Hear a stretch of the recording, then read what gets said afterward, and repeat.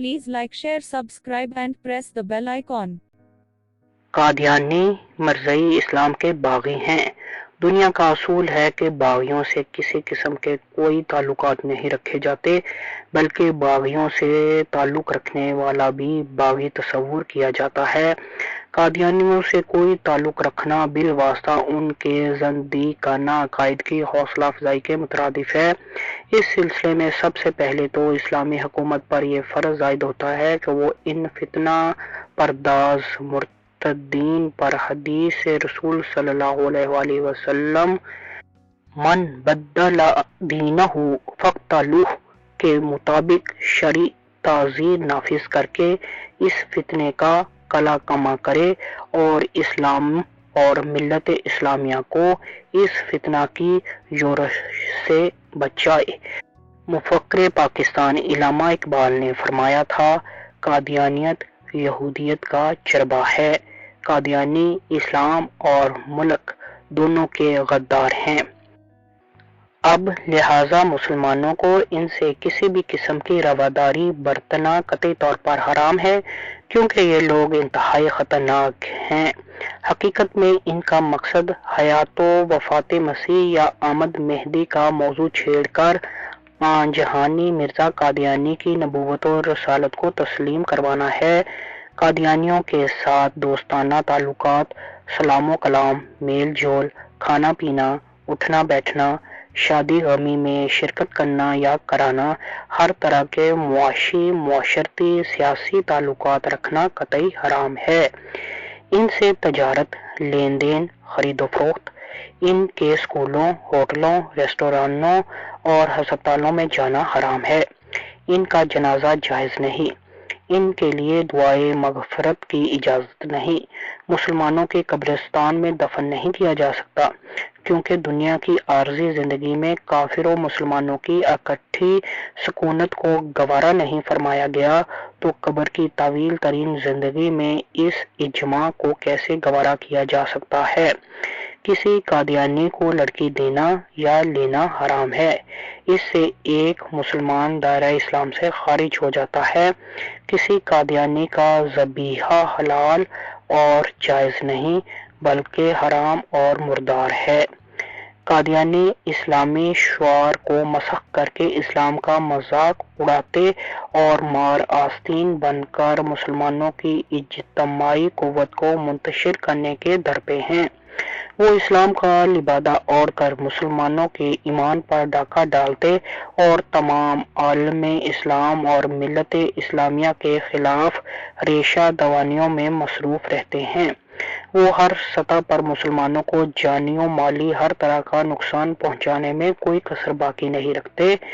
ان وجوہات کی بنا پر اسلام ان کے ساتھ سخت سے سخت معاملہ کرنے کا حکم دیتا ہے۔ رواداری کی اجازت ان کافروں سے ہے جو محارب اور موذی نہ ہوں۔ قادیانی اپنی شر انگیزیوں کے باعث اس زمرے میں نہیں آتے۔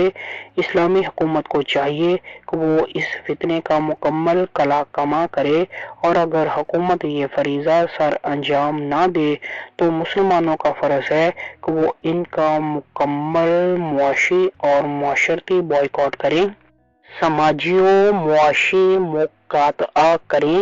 اگر وہ اس فتنہ کی سرکوبی کے لیے ان کے بائیکاٹ جیسے ہلکے سے اقدام سے بھی کوتاہی کرتے ہیں تو وہ اللہ تعالیٰ اور رسول کریم صلی اللہ علیہ وآلہ وسلم کے مجرم ہوں گے۔ بائیکاٹ کے سلسلے میں ہمیں سیرت کی کتابوں سے ایک ایسا واقعہ ملتا ہے کہ خود حضور نبی کریم صلی اللہ علیہ وآلہ وسلم نے 3 صحابہ رضی اللہ تعالیٰ عنہ، حضرت کعب بن مالک، ہلال بن امیہ اور مرارہ بن ربیع رضی اللہ تعالیٰ عنہ کی لغزش کی پاداش میں ان کے بائیکاٹ کا حکم دیا۔ فرمایا، نہ ان کے ساتھ بیٹھو اور نہ ان سے بات چیت کرو، یہاں تک کہ اللہ تعالیٰ کی طرف سے وحی سورہ توبہ آیت 102 103 کے ذریعے ان کی برات کا اعلان کیا گیا۔ سوچنا چاہیے کہ اگر صحابہ کرام رضی اللہ تعالیٰ عنہ کا بائیکاٹ ہو سکتا ہے تو زندیق قادیانیوں کا بائیکاٹ کیوں نہیں؟ ہر زمانہ کے مسلمان اسی بائیکاٹ کے ذریعے اصلاح معاشرہ کرتے چلے آئے ہیں۔ چنانچہ شرح مشکات میں ہے کہ صحابہ کرام رضی اللہ تعالیٰ عنہ اور ان کے بعد والے ہر زمانہ کے ایمان والوں کی یہ عادت رہی ہے کہ وہ اللہ تعالیٰ اور اس کے رسول صلی اللہ علیہ وآلہ وسلم کے مخالفوں دشمنوں کے ساتھ بائیکاٹ کرتے رہے، حالانکہ ان ایمانداروں کو دنیاوی طور پر ان مخالفین کی احتیاج بھی ہوتی تھی، لیکن وہ مسلمان اللہ تعالیٰ کی رضا کو اس پر ترجیح دیتے ہوئے بائیکاٹ کرتے تھے۔ شرح مشکات جلد 10 صفحہ 290۔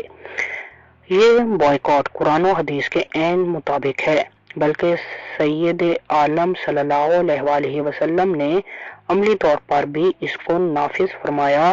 جب غزوہ خیبر میں آپ صلی اللہ علیہ وآلہ وسلم نے یہودیوں کا محاصرہ کیا اور یہودی قلعے میں محصور ہو گئے اور کئی دن گزر گئے، تو ایک یہودی آیا اور اس نے کہا، اے ابو القاسم صلی اللہ علیہ وآلہ وسلم، اگر آپ مہینہ بھر ان کا محاصرہ رکھیں تو ان کو پرواہ نہیں، کیونکہ ان کے قلعے کے نیچے پانی ہے۔ وہ رات کے وقت قلعے سے اترتے ہیں اور پانی پی کر واپس چلے جاتے ہیں۔ اگر آپ ان کا پانی بند کر دیں تو جلد کامیابی ہوگی۔ اس پر سید دو عالم صلی اللہ علیہ وآلہ وسلم نے ان کا پانی بند کر دیا تو وہ مجبور ہو کر قلعہ سے اتر آئے۔ زاد المعاد علی الزرقانی جلد نمبر 4 صفحہ 205۔ سنن ابی داؤد میں حدیث ہے کہ عمار رضی اللہ تعالیٰ عنہ بن یاسر نے خلوق یعنی زعفران لگایا۔ آپ صلی اللہ علیہ وآلہ وسلم نے ان کو سلام کا جواب نہیں دیا۔ غور فرمائیے کہ معمولی خلاف سنت بات پر جب یہ سزا دی گئی تو ایک مرتد موذی اور کافر محارب سے بات چیت، سلام و کلام اور لین دین کی اجازت کب ہو سکتی ہے؟ کافروں سے بائیکاٹ کے سلسلے میں سیرت کی کتابوں میں ہمیں کئی ایک واقعات ملتے ہیں، لیکن ایک واقعہ ایسا اہم بھی ہے جس سے ہمیں نہ صرف اسلامی غیرت و حمیت کا سبق ملتا ہے، بلکہ ان کافروں سے جو ہمارے نہایت قریبی رشتہ دار ہیں سے مکمل بائیکاٹ کا طریقہ بھی۔ حضرت ام حبیبہ رضی اللہ تعالیٰ عنہا امہات المومنین میں سے تھیں۔ آپ رضی اللہ تعالیٰ عنہ کا نام رملہ رضی اللہ تعالیٰ عنہ تھا، ابو سفیان کی بیٹی تھیں۔ آپ کا پہلا نکاح عبید اللہ بن حجش سے ہوا۔ دونوں نے بعثت کے ابتدائی دور میں اکٹھے اسلام قبول کیا، پھر حبشہ کی طرف ہجرت کی۔ وہاں جا کر خاوند مرتد ہو گیا اور اسی حالت ارتداد میں انتقال کیا۔ حضرت ام حبیبہ رضی اللہ تعالیٰ عنہا نے یہ بیوگی کا زمانہ حبشہ میں گزارا۔ حضور صلی اللہ علیہ وآلہ وسلم نے وہیں نکاح کا پیغام بھیجا اور حبشہ کے بادشاہ کی معرفت نکاح ہوا۔ نکاح کے بعد مدینہ طیبہ تشریف لائیں۔ صلح کے زمانہ میں ابو سفیان مدینہ طیبہ آئے کہ حضور صلی اللہ علیہ وآلہ وسلم سے صلح کی مضبوطی کے لیے گفتگو کرنا تھی۔ بیٹی سے ملنے گئے، وہاں بستر بچھا ہوا تھا، اس پر بیٹھنے لگے تو حضرت ام حبیبہ رضی اللہ تعالیٰ عنہا نے نہ صرف ناگواری کا اظہار کیا بلکہ وہ بستر الٹ دیا۔ باپ کو تعجب ہوا کہ بجائے بستر بچھانے کے اس بچھے ہوئے کو بھی الٹ دیا۔ پوچھا کہ یہ بستر میرے قابل نہیں تھا اس لیے لپیٹ دیا یا میں بستر کے قابل نہیں تھا؟ حضرت ام حبیبہ رضی اللہ تعالیٰ عنہا نے فرمایا کہ یہ اللہ کے پاک اور پیارے رسول صلی اللہ علیہ وآلہ وسلم کا بستر ہے اور تم باوجہ مشرک ہونے کے ناپاک ہو، اس پر کیسے بٹھا سکتی ہوں؟ باپ کو اس بات سے بہت رنج ہوا اور کہا کہ تم مجھ سے جدا ہونے کے بعد بری عادتوں میں مبتلا ہو گئیں، مگر ام حبیبہ رضی اللہ تعالیٰ عنہ کے دل میں حضور صلی اللہ علیہ وآلہ وسلم کی جو عظمت تھی، اس لحاظ سے وہ کب اس کو گوارا کر سکتی تھیں کہ کوئی ناپاک مشرک باپ یا غیر ہو حضور صلی اللہ علیہ وآلہ وسلم کے بستر پر بیٹھ سکے۔ ہمیں تنہائی میں بیٹھ کر اپنے گریبانوں میں جھانک کر سوچنا چاہیے کہ کیا ہم بھی گستاخان رسول قادیانیوں کے ساتھ یہی رویہ اختیار کرتے ہیں یا اس کے برعکس؟ جو لوگ قادیانیوں سے بائیکاٹ کو ظلم کہتے ہیں، ان کے ساتھ خوش اخلاقی سے پیش آنے اور ہمیں رواداری اور برداشت کا درس دیتے ہیں، انہیں سوچنا چاہیے کہ کیا وہ ام المومنین حضرت ام حبیبہ رضی اللہ تعالیٰ عنہ سے زیادہ خوش اخلاق، رحم دل اور اسلام دوست ہیں؟ اگر ہم قادیانیوں کا مکمل بائیکاٹ کرتے ہیں تو یہ عین اسلام کے مطابق ہے۔ اگر خدا نخواستہ ہم قادیانیوں کو اپنے بستروں، صوفوں یا کرسیوں پر بٹھاتے ہیں تو یہ اس بات کا بین ثبوت ہے کہ ہمارے دل و دماغ اسلامی غیرت و حمیت سے خالی ہو چکے ہیں، ذلت اور بے غیرتی پوری طرح ہماری روح میں اتر چکی ہے۔ صاحبزادہ فیض الحسن شاہ رحمۃ اللہ علیہ نے خوب فرمایا تھا، جو شخص حضور نبی کریم صلی اللہ علیہ وآلہ وسلم کی عزت و ناموس کی حفاظت نہیں کرتا، وہ اپنی ماں اور بہن کی بھی حفاظت نہیں کر سکتا۔ غور کیجئے کہ ہمارا شمار ایسے لوگوں میں سے تو نہیں۔ صحابہ کرام رضی اللہ تعالیٰ عنہ کی باہمی محبت اور کافروں سے نفرت کی بنا پر اللہ تعالیٰ نے ان کے جذبات کی تعریف فرمائی ہے۔ ترجمہ یعنی وہ کافروں اور دشمنوں پر بڑے ہی سخت ہیں لیکن آپس میں رحم دل ہیں۔ بلکہ اگر غور کیا جائے تو ہمیں معلوم ہوتا ہے کہ اللہ تعالیٰ اور اس کے رسول صلی اللہ علیہ وآلہ وسلم کے دشمنوں کے ساتھ دشمنی اور شدت ہی سے اللہ اور اس کے رسول صلی اللہ علیہ وآلہ وسلم سے محبت و عقیدت کا اندازہ ہوتا ہے۔ جو شخص محبت کا دعویٰ تو کرے لیکن محبوب کے دشمنوں کے ساتھ بغض و عداوت نہ رکھے، وہ محبت میں سچا نہیں ہے، وہ محبت ہی نہیں ہے بلکہ وہ دھوکہ ہے، فریب ہے۔ الحاصل اللہ تعالیٰ اور اس کے پیارے رسول صلی اللہ علیہ وآلہ وسلم کے دوستوں کے ساتھ دوستی اور ان کے دشمنوں کے ساتھ دشمنی افضل اعمال ہیں۔ حدیث پاک میں ہے، ترجمہ اللہ تعالیٰ کے لیے محبت کرنا اور اللہ تعالیٰ کے لیے دشمنی کرنا بہترین عمل ہے۔ مشکوٰۃ شریف۔ رسول اکرم صلی اللہ علیہ وآلہ وسلم دربار الہی میں یوں دعا کرتے ہیں، یا اللہ ہم کو ہدایت دہندہ حیات یافتہ کر، یا اللہ ہم کو گمراہ اور گمراہ کرنے والا نہ کر، یا اللہ ہم کو اپنے دوستوں کے ساتھ محبت و دوستی کرنے والا اور اپنے دشمنوں کے ساتھ دشمنی و عداوت رکھنے والا بنا۔ یا اللہ ہم تیری محبت کی وجہ سے تیرے دوستوں سے محبت کرتے ہیں اور تیرے ساتھ ان کی عداوت کی وجہ سے ہم ان سے عداوت رکھتے ہیں۔ یا اللہ یہ ہماری دعا ہے، اسے قبول فرما۔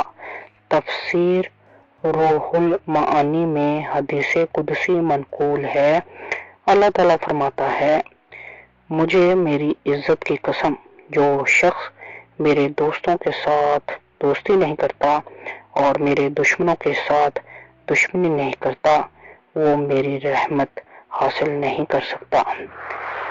مخدوم اولیاء سیدنا امام ربانی خواجہ مجدد الافسانی سرہندی قدس سرہ نے فرمایا ہے، دو محبتیں جو ایک دوسرے کی ضد ہیں ایک دل میں جمع نہیں ہو سکتی، کیونکہ اجماع ضدین محال ہے۔ اگر اللہ تعالیٰ اور اس کے پیارے رسول صلی اللہ علیہ وآلہ وسلم کی محبت دل میں ہوگی تو اللہ اور رسول صلی اللہ علیہ وسلم کے دشمنوں کی محبت دل میں نہیں آ سکتی، اور اللہ تعالیٰ اور اس کے پیارے رسول صلی اللہ علیہ وسلم کے دشمنوں کی جتنی محبت اور دوستی دل میں آ گئی تو اللہ اور رسول صلی اللہ علیہ وسلم کی محبت اتنی ہی کم ہو جائے گی۔ مکتوبات امام ربانی مکتوب نمبر 165 جلد اول۔ تاجدار مدینہ صلی اللہ علیہ وسلم کے ساتھ کمال محبت کی یہ علامت ہے کہ سید دو عالم صلی اللہ علیہ وسلم کے دشمنوں کے ساتھ کمال بغض و عداوت ہو۔ مکتوب 1-165۔ رسول اکرم شفیع معظم صلی اللہ علیہ وسلم کی بارگاہ تک لے جانے والا یہی ایک راستہ ہے کہ ان کے دشمنوں کے ساتھ دشمنی عداوت رکھی جائے۔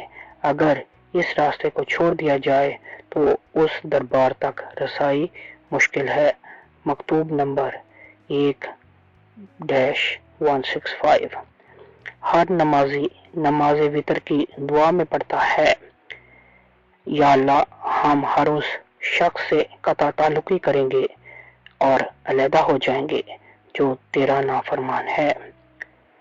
عجیب معاملہ ہے کہ مسلمان مسجد میں دربار الہی میں مؤدبانہ کھڑے ہو کر ہاتھ باندھ کر عہد کرتے ہیں کہ یا اللہ ہم تیرے نافرمانوں مخالفوں کے ساتھ بائیکاٹ کریں گے، لیکن ان میں سے بعض مسجد سے باہر آ کر ساری باتیں بھول جاتے ہیں۔ اللہ تعالی ہم سب کو عہد پورا کرنے کی توفیق عطا فرمائے۔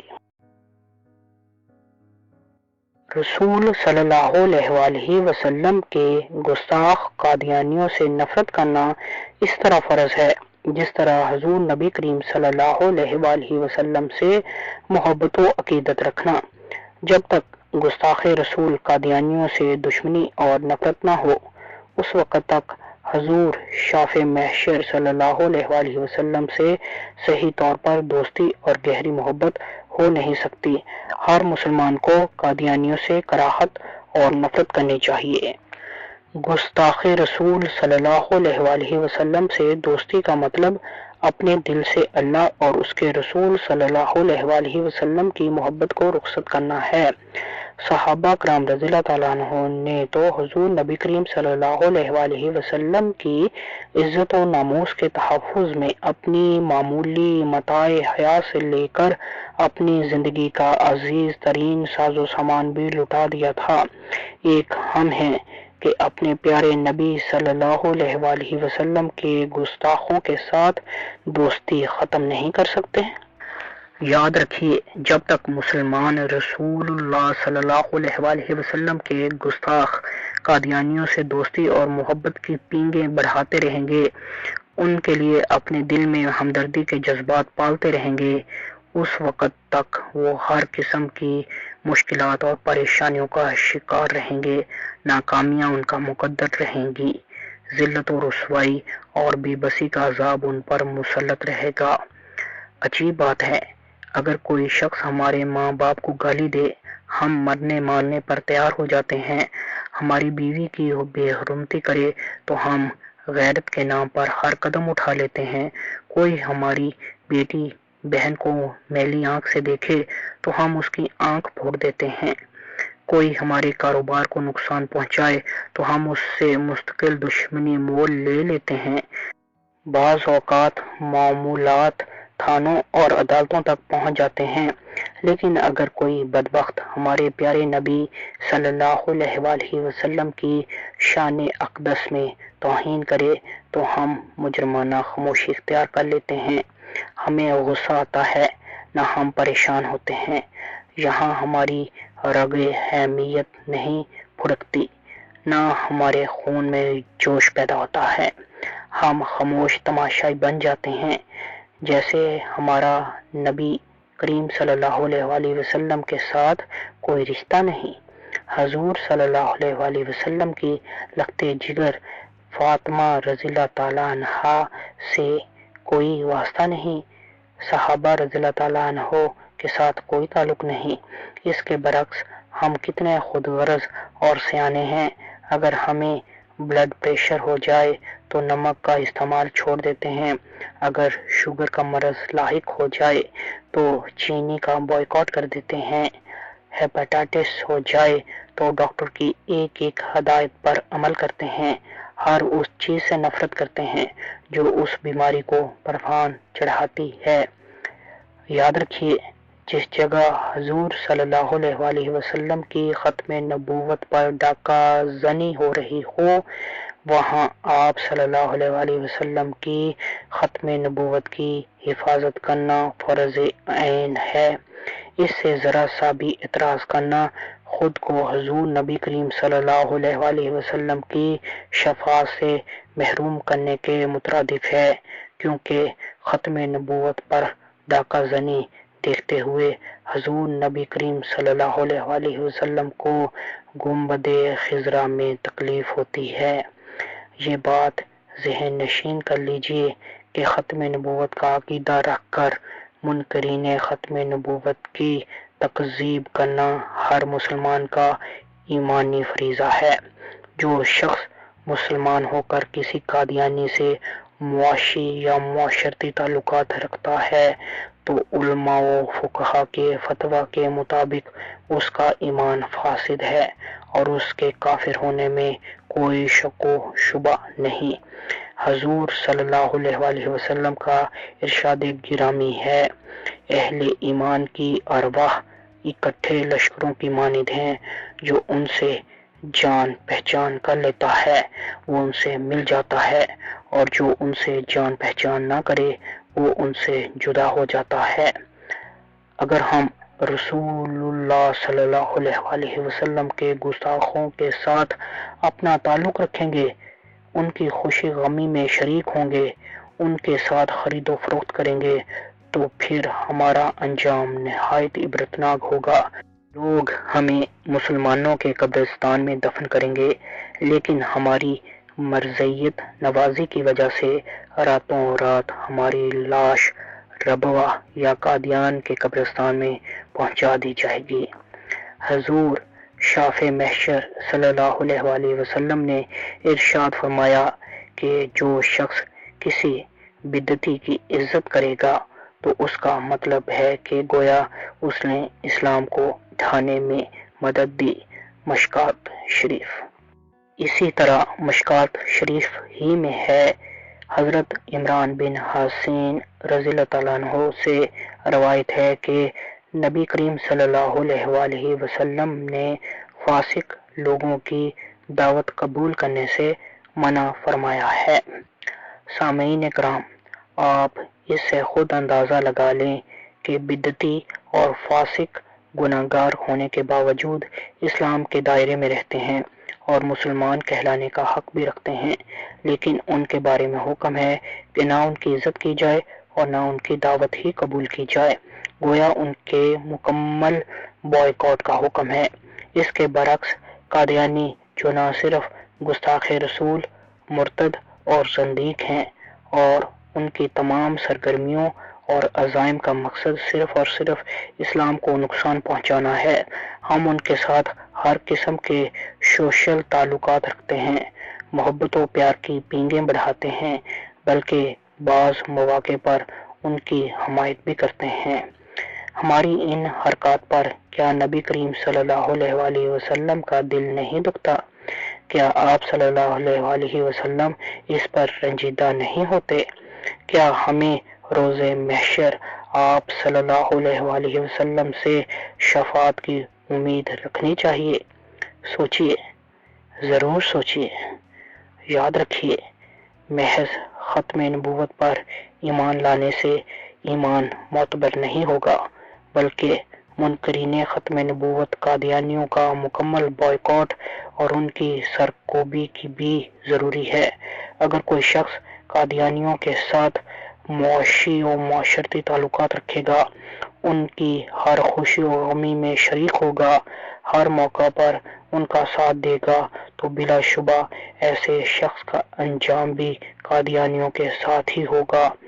قادیانیت نوازی ایسی منحوس و ملعون چیز ہے کہ یہ مسلمانوں کے اندر محبت رسول صلی اللہ علیہ وآلہ وسلم کو بالکل ختم کر دیتی ہے۔ اس سے دل سیاہ، دماغ مفلوج اور چہرے پر نحوست کے آثار جلد ہی ظاہر ہو جاتے ہیں۔ ایسا شخص شفاعت رسول صلی اللہ علیہ وآلہ وسلم جیسی لازوال نعمت سے بھی محروم ہو جاتا ہے۔ آپ صلی اللہ علیہ وآلہ وسلم گناہ کبیرہ کے مرتکب افراد کی سچی توبہ کرنے پر سفارش تو فرمائیں گے، مگر اپنے دشمنوں کے ساتھ تعلق رکھنے والوں کی سفارش ہرگز نہ فرمائیں گے۔ لہذا ہر مسلمان کو قادیانی نواز جو مارہائے آستین ہیں سے بہت احتیاط لازم ہے۔ شیزان گستاخان رسول مرزائیوں کا سب سے بڑا ادارہ ہے۔ اس کی آمدنی کا ایک کثیر حصہ دارالکفر ربوا جاتا ہے۔ مسلمان اپنی کم علمی کی بنا پر اس کے مشروبات اور دیگر مصنوعات خرید کر کم از کم 25 پیسے فی روپیہ ربوا فنڈ میں جمع کرواتے ہیں اور اس طرح اپنے آقا و مولا حضور خاتم النبیین حضرت محمد مصطفیٰ صلی اللہ علیہ وآلہ وسلم، دین اسلام اور وطن عزیز پاکستان کی مخالفت کے بھیانک جرم میں شریک ہوتے ہیں۔ حالانکہ شیزان کی تمام اشیاء حرام اور لحم الخنزیر کی حیثیت رکھتی ہیں۔ معروف سابق قادیانی مرزا محمد حسین نے ہولناک انکشاف کرتے ہوئے کہا کہ شیزان کمپنی کے مالک شاہ نواز قادیانی کی خصوصی ہدایت پر اس کی تمام مصنوعات میں ربوا کے نام نہاد بہشتی مقبرہ کی ناپاک مٹی بطور تبرک استعمال ہوتی ہے۔ لہذا شیزان کی تمام مصنوعات اور اس کے دیگر اداروں شیزان ریسٹورنٹ، شیزان بیکرز، ذائقہ گھی اور OCS کوریئر سروس وغیرہ کا مکمل بائیکاٹ ہر غیور مسلمان عاشق رسول صلی اللہ علیہ وآلہ وسلم کا دینی و ملی فرض ہے۔ علاوہ ازیں اگر آپ کی نظر میں کوئی دوسری قادیانی کمپنی یا آپ کے شہر میں کوئی دکان ہے تو اس کا بھی بائیکاٹ کیجیے۔ یہ آپ کی دینی غیرت و حمیت کا اولین تقاضا ہے۔ دیکھا جائے تو قادیانیوں سے مکمل بائیکاٹ سے ان کو یہ احساس ہوگا اور سوچنے پر مجبور ہوں گے کہ امت مسلمہ سے جدا ہو کر خسر الدنیا و آخرہ کے مصداق بن گئے ہیں۔ لہذا ان سے اقتصادی مقاطعہ کرنا ظلم نہیں بلکہ شریعت اسلامیہ کا اہم ترین حکم اور اسوہ رسول کریم صلی اللہ علیہ وآلہ وسلم ہے۔ ایک مسلمان کی حضور سرور کائنات صلی اللہ علیہ وآلہ وسلم سے محبت کا تقاضا یہی ہے کہ وہ آپ صلی اللہ علیہ وآلہ وسلم کے دشمنوں سے کسی قسم کا کوئی تعلق نہ رکھے اور نہ ہی ان کے متعلق کسی قسم کی نام نہاد رواداری کا شکار ہو۔ اسلامی عدل و انصاف کے مطابق قادیانیوں سے معاشرتی، معاشی، سیاسی اور اقتصادی یعنی مکمل بائیکاٹ فرض ہے اور کسی بھی قسم کا معاملہ کرنا حرام ہے۔ جس کی ایمانی و دینی غیرت و حمیت باقی ہو وہ قادیانیوں سے کسی قسم کا سلام کلام، لین دین، خرید و فروخت کا سوچ بھی نہیں سکتا۔ ہاں اگر غیرت مر جائے تو کچھ نہیں کہا جا سکتا۔ محمد متین خالد صاحب کی تحریر سے اقتباس۔ Please like, share, subscribe and press the bell icon.